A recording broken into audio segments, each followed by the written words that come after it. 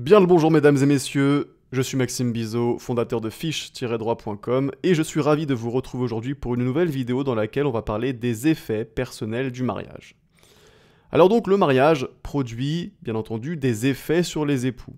Et parmi ces effets du mariage, certains concernent les rapports personnels des époux et d'autres concernent leurs rapports pécuniaires, leurs rapports patrimoniaux. Et donc, dans cette vidéo, on va s'intéresser aux effets personnels du mariage.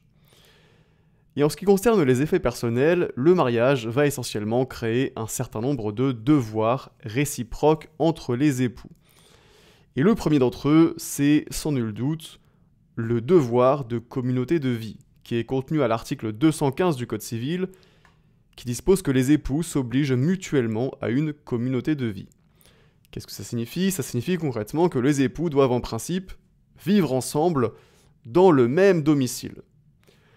En revanche, il existe une exception à cette obligation de cohabitation des époux, et cette exception, elle est posée à l'article 108 du Code civil, qui dispose que le mari et la femme peuvent avoir un domicile distinct sans qu'il soit pour autant porté atteinte aux règles relatives à la communauté de vie.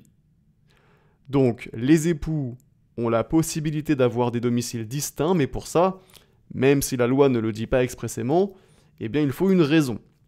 Et ça peut être, par exemple, pour des raisons d'ordre professionnel, comme l'a jugé la Cour de cassation dans un arrêt de 2014.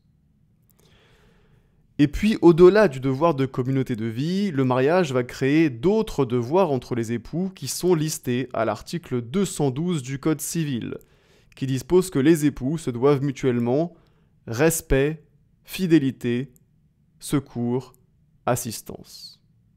Et donc on va maintenant analyser ensemble chacun de ces devoirs. Commençons avec le devoir de fidélité.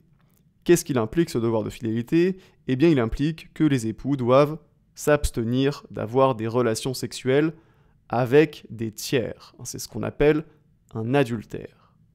Néanmoins, peut aussi constituer une violation du devoir de fidélité, l'infidélité qui serait simplement morale, c'est-à-dire une attitude un peu trop intime avec un tiers.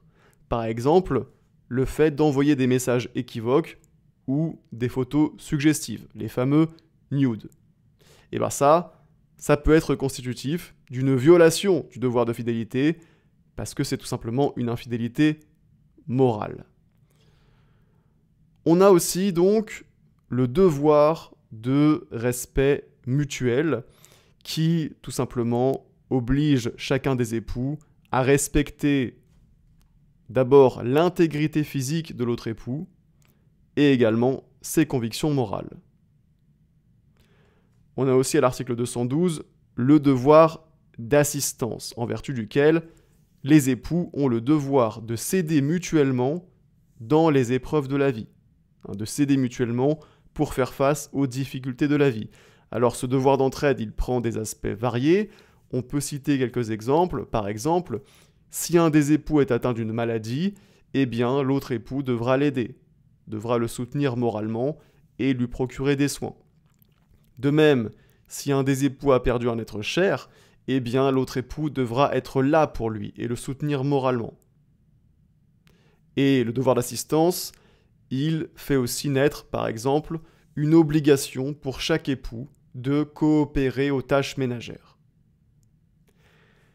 Et puis enfin, on a donc à l'article 212 le devoir de secours qui est mentionné, qui est lui aussi un devoir d'entraide entre époux, tout comme le devoir d'assistance, mais attention, il ne faut pas les confondre. Parce que le devoir d'assistance, c'est un devoir d'ordre personnel, alors que le devoir de secours fait partie des devoirs pécuniaires. En effet, en vertu du devoir de secours, si jamais un des époux est dans le besoin d'un point de vue financier, donc a du mal à se nourrir, à se loger, etc., eh bien à ce moment-là, l'autre époux devra subvenir à ses besoins. Mais ça, je vous en parlerai plus en détail dans une prochaine vidéo qui sera consacrée aux effets pécuniaires du mariage.